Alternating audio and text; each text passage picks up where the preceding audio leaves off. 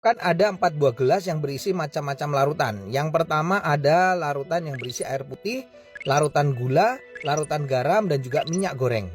Dan masing-masing larutan nanti saya akan campurkan dengan sel darah manusia. Ini adalah darah manusia yang sudah ambil menggunakan jarum suntik. Nah, lalu saya akan teteskan pertama kali pada larutan yang pertama, yaitu air putih. Kalau kita perhatikan di sini darah dengan air putih langsung akan larut. Bahkan ini saya siapkan ada batang pengaduk, saya akan aduk sampai dengan merata, dan di bagian batang pengaduknya pun juga tampak bersih, tidak ada darah yang menempel. Ini artinya darah dengan air dia akan terlarut sempurna. Lalu bagaimana dengan larutan gula? Saya akan teteskan darah pada larutan gula. Kalau kita bandingkan dengan air putih tadi, pada larutan gula ini sel darahnya tidak akan larut ke bawah, justru dia akan mengendap di bagian atas. Dan akan saya gunakan batang pengaduk. Nah, Anda bisa lihat ini beda sekali. Sel darahnya justru menempel pada batang pengaduk. Ini kenapa? Karena gula itu bersifat perlengketan. Berbeda dengan air putih tadi, batang pengaduknya bersih.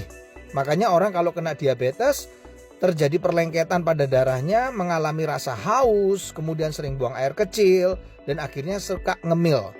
Nah, bagaimana dengan orang yang hipertensi? Ini adalah larutan garam.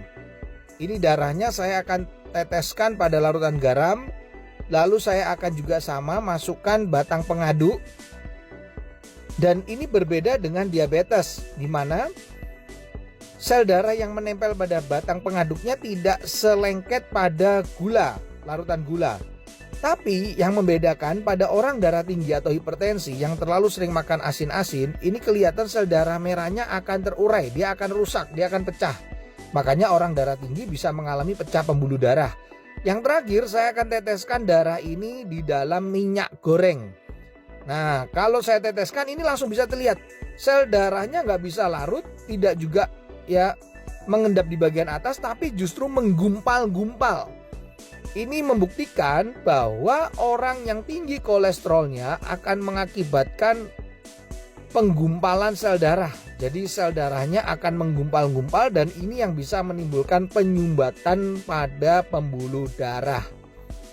Ini adalah percobaan sederhana yang saya lakukan dengan menggunakan 4 macam larutan yang berbeda. Semoga percobaan ini bisa menjadi inspirasi untuk kita agar tetap sehat.